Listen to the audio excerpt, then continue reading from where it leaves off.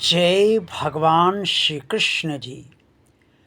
भगवान और आप चैनल के अत्यंत प्रिय श्रद्धालु भक्तों, होली का पर्व असत्य पर सत्य पर की विजय का पर्व है। आप सोचेंगे कि ये मैं कैसे कह रहा हूँ, क्योंकि असत्य पर सत्य की विजय का पर्व तो दीपावली को कहा जाता है, लेकिन ये सत्य पूरी तरीके से है।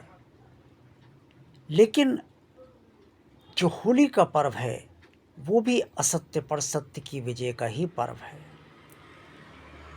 रंगोत्सव से पहले, यानी कि रंग खेलने से पहले होली क्यों जलाई जाती है और होलिका दहन क्यों किया जाता है, ये आप सब हो सकता है जानते हो सकता है पूरी तरह से ना जानते हो। प्रिय श्रद्धालु भक्तों, होलिका दहन क्यों किया जाता है, इसका कारण ज़्यादातर लोग जानते ही होंगे। और होलिका दहन इसलिए किया जाता है कि बुराई पर अच्छाई की विजय हुई, इसलिए होलिका दहन किया जाता है और रंग खेलने से पहले होली जलाई जाती है। हिरण्यकश्यप यानी कि हिरण्याक्ष जो राक्षस था, वो भगवान विष्णु का घोर विरोधी था और उसने ब्रह्मा जी का तप करके ये वरदान लिया था कि उसे कोई भी मनुष्य ना मार पाए, वो ना दिन में मरे ना रात में मरे वगैरह। बहुत सारे कवच उसने ब्रह्मा जी से वरदान के रूप में प्राप्त कर लिए थे अपनी मृत्यु को लेकर। लेकिन उसी महादुष्ट राक्षस का पुत्र प्रहलाद भगवान विष्णु का परम भक्त था, जिससे हिरण्याक्ष बहुत चिढ़ता था और वो प्रहलाद से ये कहता था कि मेरी भक्ति करो, मैं भगवान हूँ। लेकिन प्रहलाद ये नहीं मानता था।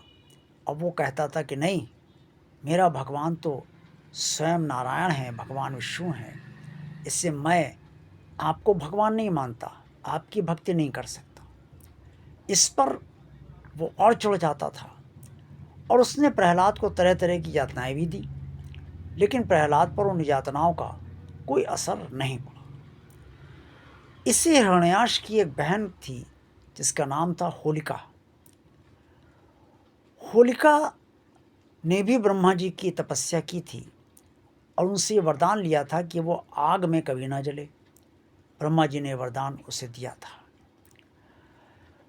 तो होलिका और हिरण्याक्ष ने मिलकर एक योजना बनाई कि प्रहलाद को दी जाने वाली सारी यातनाएं जब विफल हो रही हैं और ऐसा लग रहा है कि इसे बचाने वाले भगवान विष्णु हैं, तो इसे आग में जो है जला दिया जाए।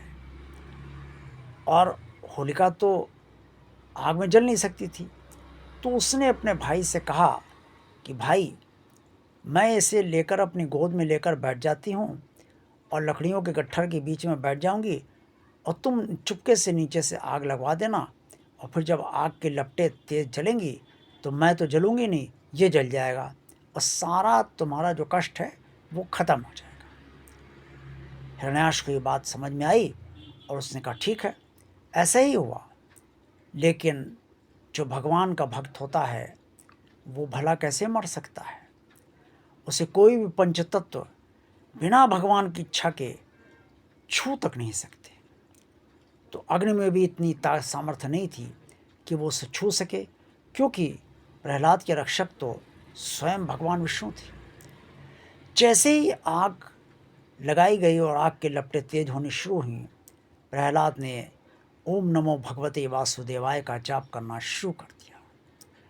जैसे जैसे लपटें तेज होती गईं, भक्त प्रहलाद ओम नमो भगवते वासुदेवाय के उसमें लीन होने लगा, ना भगवान विष्णु की भक्ति में लीन होने लगा और उनका हृदय से जाप करने लगा और हृदय से ध्यान करने लगा, हृदय से उनसे विनती करने लगा कि मुझे बचा लीजिए।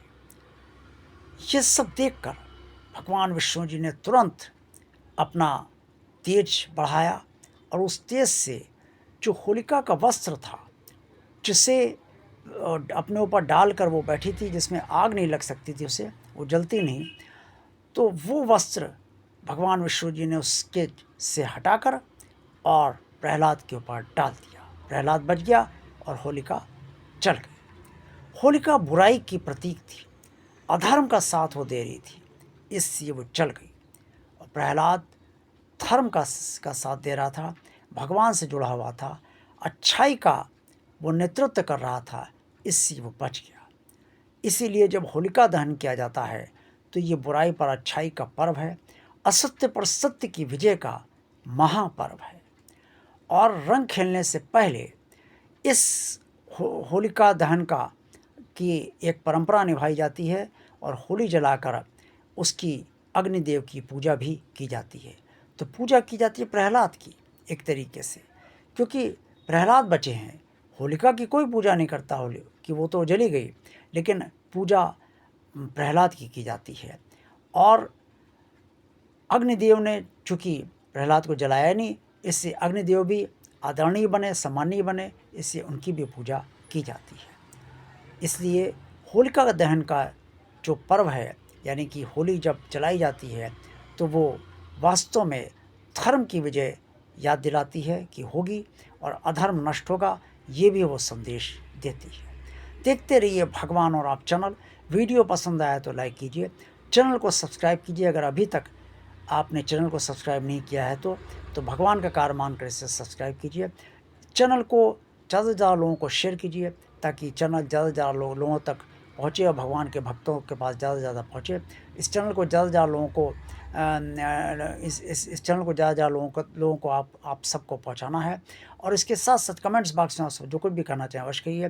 चैनल की जो प्लेलिस्ट है वो जिसमें कई लॉन्ग और शॉर्ट वीडियोस पड़े हुए हैं, वो भी आप सब अवश्य देखिए। आपको उसमें भी आनंद आएगा और अच्छा लगेगा, बहुत कुछ जानने को भी मिलेगा।